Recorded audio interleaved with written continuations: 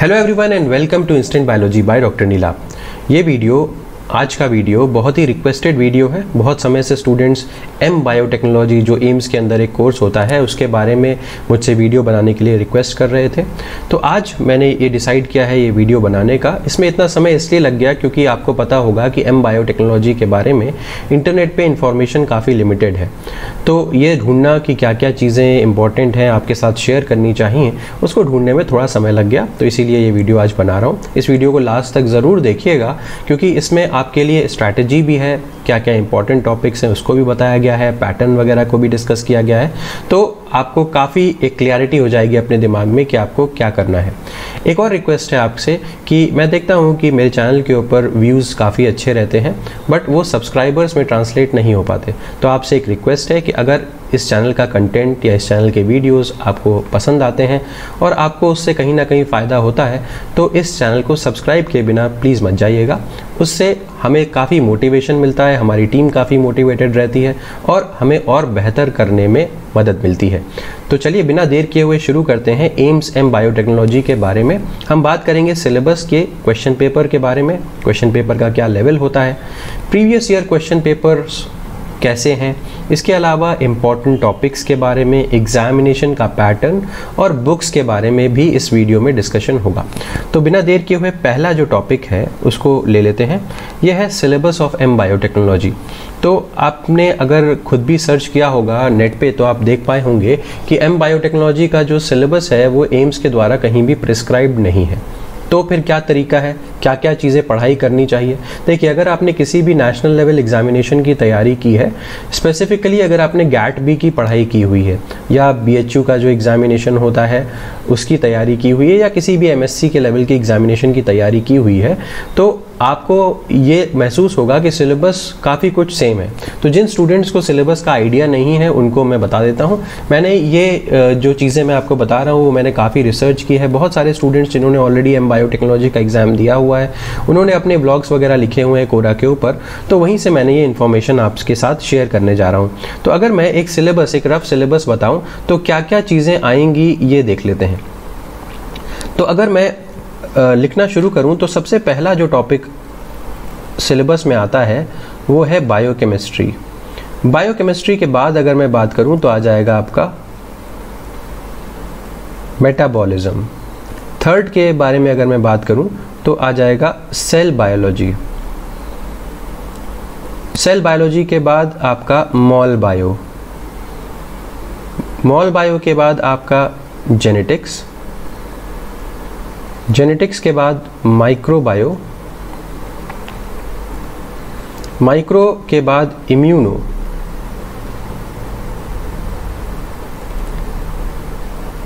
Immuno के बाद आप टेक्निक्स पढ़ सकते हैं। टेक्निक्स के बाद आप जो और भी जो जैसे ह्यूमन फिजियोलॉजी एक एस्पेक्ट हो सकता है ये आप पढ़ सकते हैं। ठीक, तो biochemistry, metabolism, cell biology, molecular biology, genetics, microbiology, immunology, techniques and human physiology. इसके अलावा एक और टॉपिक रहता था वो है आरडीटी। देखिए, ये मोर और लेस आपका सिलेबस है। जो एम बायोटेक्नोलॉजी का जो सब्जेक्ट है, मोर और लेस आप ये सिलेबस फॉलो करें तो आपका काम बन जाएगा। ठीक, ये 10 टॉपिक्स आपके लिए ये सिलेबस में मेंशन्ड है। अभी मैं आगे आपके साथ डिस्कस करूंगा कि आपको कौन कौन से टॉपिक्स पे या कौन कौन से सब्जेक्ट्स के ऊपर खास ध्यान देना चाहिए।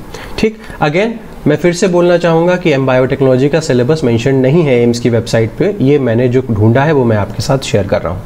तो पहली बात तो ये हो गई। अब अगर मैं दूसरी बात करूँ तो क्वेश्चन पेपर का क्या लेवल होता है, तो क्वेश्चन पेपर जो लेवल है वो देख लेते हैं। क्वेश्चन पेपर लेवल, तो जैसे गैट बी का पेपर आता है हर बार, जैसे जिस तरीके का गैट बी का पेपर आता है, एक बैलेंस पेपर आता है, हर एरिया से क्वेश्चंस आते हैं, कुछ उसी तरीके का आपको यहाँ पर भी पेपर मिलेगा। कई स्टूडेंट्स ने ये भी मेंशन किया हुआ है कि गैट बी से भी इजी रहता है, मतलब काफ़ी बेसिक नेचर के क्वेश्चंस होते हैं, बहुत हाई फाई लेवल के जैसे CSIR या गेट में पूछा जाता है उस तरीके का नहीं रहता। लेवल जो होता है वो काफ़ी बेसिक होता है। लेवल काफ़ी बेसिक होता है। और स्टूडेंट्स ने ये भी मेंशन किया हुआ है कि अगर आपकी बीएससी के लेवल की प्रिपरेशन अच्छी है तो पूरा का पूरा बीएससी का ही लेवल का एग्जामिनेशन में पूछ लिया जाता है, कुछ भी हाई फाई नहीं रहता। तो अगर बीएससी की तैयारी अच्छे से है, बीएससी का कंटेंट आपका तैयार है, तो आपको यहाँ पे कोई भी दिक्कत नहीं आनी चाहिए। क्वेश्चन पेपर के लेवल के बारे में मैंने बात कर ली। अब मैं ज़रा डिस्कस कर लेता हूँ नेक्स्ट टॉपिक के बारे में, जो कि है PYQs। ये भी थोड़ा एम बायोटेक्नोलॉजी के केस में मैं बता दूं कि no PYQs are available on net. कम से कम मुझे तो नहीं मिल पाए कोई भी PYQs जो हैं वो एम बायोटेक्नोलॉजी से रिलेटेड आपके नहीं मिल पाए हैं मुझे। कम से कम अगर किसी को मिल पाए हैं तो ज़रूर वो कमेंट सेक्शन में बताएं ताकि बाकियों की भी मदद हो सके। तो फिर क्या तरीका है, किस तरीके से हम प्रिपेयर कर सकते हैं एम बायोटेक्नोलॉजी का? तो अगर PYQs अवेलेबल नहीं हैं तो कोई भी MSc लेवल का जो नेशनल एग्जामिनेशन है, जैसे कि आप देख सकते हैं GAT-B का जो एग्जामिनेशन है, जो JNU के प्रीवियस ईयर के क्वेश्चन पेपर हैं, जो BHU के प्रीवियस ईयर के क्वेश्चन पेपर हैं, या जो और भी यूनिवर्सिटीज़ के इस तरीके से जो जैम वगैरह है, जैम तो खैर काफ़ी हाई फाई क्वेश्चंस पूछ लेता है, लेकिन फिर भी अगर इनके पेपर्स आपको मिल जाए PYQs तो आप ज़रूर सॉल्व कर लें, ज़रूर एक बार देख लें तो आपका काम बन जाएगा। PYQs इस तरीके से देखे जा सकते हैं, मुझे अगेन नहीं मिल पाए। अब ये हो गया क्वेश्चन PYQs के बारे में। अब अगर मैं बात करूं इम्पॉर्टेंट टॉपिक्स की, इम्पॉर्टेंट टॉपिक्स, तो जितना मैंने सर्च किया है नेट के ऊपर उससे मुझे ये पता चला है कि कुछ एक इम्पॉर्टेंट टॉपिक से क्वेश्चंस रेगुलरली और बहुत ज़्यादा अमाउंट में पूछे जा रहे हैं। ठीक, अगर आप कुछ स्टूडेंट्स ने तो ये भी लिखा हुआ है कि इन्हीं टॉपिक के ऊपर क्वेश्चन आते हैं, बट अगेन मैंने आपको सिलेबस बताते समय सारा कुछ बता दिया। अब इम्पॉर्टेंट टॉपिक्स के बारे में मैं आपसे बात करने वाला हूँ। तो देखिए, सबसे इम्पॉर्टेंट जो टॉपिक्स हैं उनको डिस्कस करता हूँ। आपको बायोकेमिस्ट्री के ऊपर कमांड होनी चाहिए। बायोकेमिस्ट्री से क्वेश्चन भर भर के आते हैं। दूसरा, सेल बायोलॉजी से क्वेश्चन भर भर के मिलेंगे आपको। तीसरा, मॉल बायो से बहुत ज़्यादा क्वेश्चंस आएंगे। इसके बाद RDT आता है। RDT से काफ़ी ज़्यादा क्वेश्चंस आपके पूछे जाते हैं एम बायोटेक्नोलॉजी में, तो RDT ज़रूर देख लीजिएगा। इसके अलावा इम्यूनोलॉजी ज़रूर देख लीजिएगा। तो इतने टॉपिक्स से जितने स्टूडेंट्स ने अपने जो व्यूज़ हैं वो डाले हैं कोरा के ऊपर या नेट के ऊपर, उनके हिसाब से इन 5 टॉपिक्स के ऊपर तो सबसे मैक्सिमम क्वेश्चंस जो हैं वो यहीं से उठते हैं। फिर भी अगर आपके पास एक्स्ट्रा टाइम है, तो आप जा कर के माइक्रो बायो देख लीजिएगा, माइक्रो ह्यूमन फिजियोलॉजी देख लीजिएगा और जेनेटिक्स देख लीजिएगा। अगर टाइम होता है तो ये भी आप ज़रूर देख लीजिएगा। ठीक है, तो ये इंपॉर्टेंट टॉपिक्स हैं। अगर मैं बायोकेमिस्ट्री की बात करूं तो अमीनो एसिड से क्वेश्चन काफ़ी अधिक पूछे जाते हैं, प्रोटीन से क्वेश्चन काफ़ी अधिक पूछे जाते हैं, ये 2 टॉपिक तो, और इसके अलावा एंजाइम से क्वेश्चन काफ़ी अधिक पूछे जाते हैं। तो ये 3-4 टॉपिक आपको पता होने चाहिए।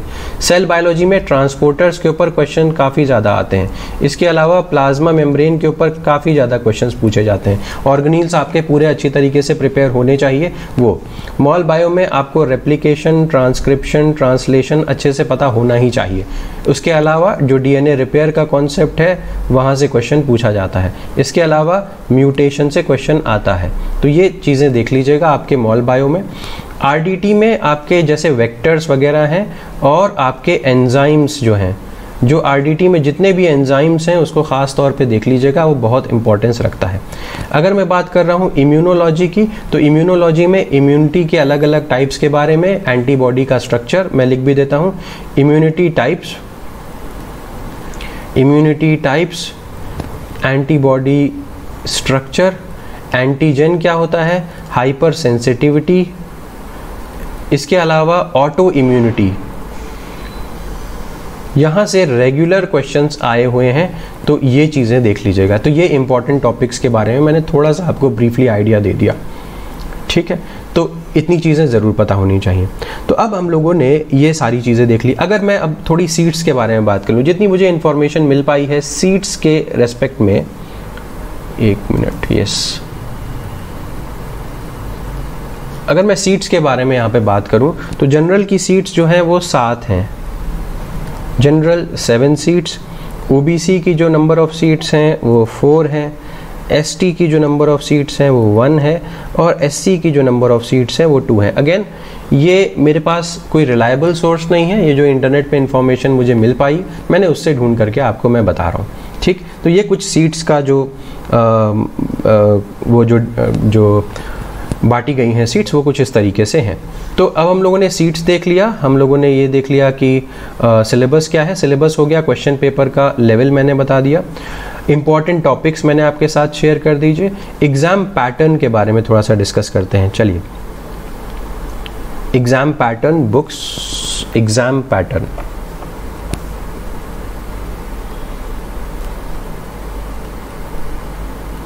एग्ज़ाम पैटर्न में आपको ये बात ध्यान रखनी चाहिए कि टोटल मिला के 90 क्वेश्चंस आएंगे और आपको 90 मिनट्स भी मिलेंगे। 90 क्वेश्चंस को करने के लिए आपको 90 मिनट्स का समय दिया जाएगा और यहाँ पे नेगेटिव मार्किंग भी होगी जो कि 1/3 नेगेटिव मार्किंग होती है। तो ये आपका एग्जामिनेशन का पैटर्न हो गया। बेसिकली इंपॉर्टेंट टॉपिक्स मैं आपको पहले ही बता चुका हूँ, तो इस तरीके का कुछ आपको क्वेश्चन पेपर वहाँ पे देखने को मिलेगा। एमसीक्यू टाइप क्वेश्चंस होते हैं, तो इसमें कोई भी डाउट नहीं होना चाहिए। अब मैं बात कर लेता हूँ कि आपको बुक्स कौन सी फॉलो करनी चाहिए, कौन सी बुक आपके लिए बढ़िया होगी। देखिए, अभी कोई भी हाई एंड बुक आपको यूज़ करने की ज़रूरत या टाइम भी नहीं है, तो आप क्या करिए, जो पाथफाइंडर की बुक्स आती हैं उसी को एक बार अच्छे से पढ़ने की कोशिश करिए। जो जो टॉपिक्स मैंने आपको बताए हैं वो पाथफाइंडर की जो लाइफ साइंस की जो बुक्स आती हैं ना, लाइफ साइंस की जो CSIR नेट के लिए जो बुक्स आती हैं वो पार्ट 1 और पार्ट 2 उसका अच्छे से प्रिपेयर कर लीजिए, उसको देख लीजिए अच्छे से। मेरा मतलब है अब टाइम तो ज़्यादा बचा नहीं है, मुझे लगता है कि 17 जून को आपका पेपर है। तो अभी मैं आपको एक स्ट्रैटेजी भी बता दूंगा कि किस तरीके से आपको अभी तैयारी के लिए फोकस करना चाहिए या किस तरीके से पढ़ाई करनी चाहिए। तो लाइफ साइंस 1 और 2 की किताबें दोनों आपको पढ़ लेनी चाहिए। ठीक है, अब ये हो गया, बुक्स के बारे में हमने डिस्कस कर लिया, एग्जामिनेशन पैटर्न के बारे में डिस्कस कर लिया। अब मुझे यहाँ पे बात कर लेना है कि मुझे किस तरीके से तैयारी करनी चाहिए। ठीक है, तो what should be our way out, किस तरीके से मुझे यहाँ पे प्रिपरेशन करनी चाहिए, क्या स्ट्रैटेजी मेरी होनी चाहिए। तो जल्दी से बात कर लेते हैं स्ट्रैटेजी की।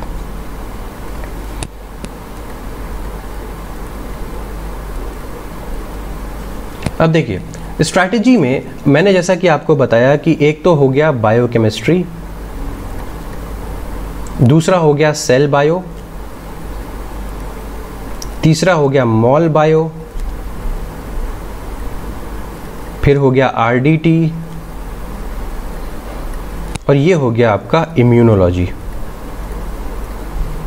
ठीक, अब देखिए ये मेरे मेन टॉपिक्स हैं, ये मैंने अभी भी आपको बताया। तो 5 मेरे मेन टॉपिक्स हैं। अब कुल मिलाकर के अगर मैं टाइम देखूं तो मेरे पास कितना टाइम मिल रहा है मुझे देखने को, मुझे टोटल मिल रहा है 10 डेज।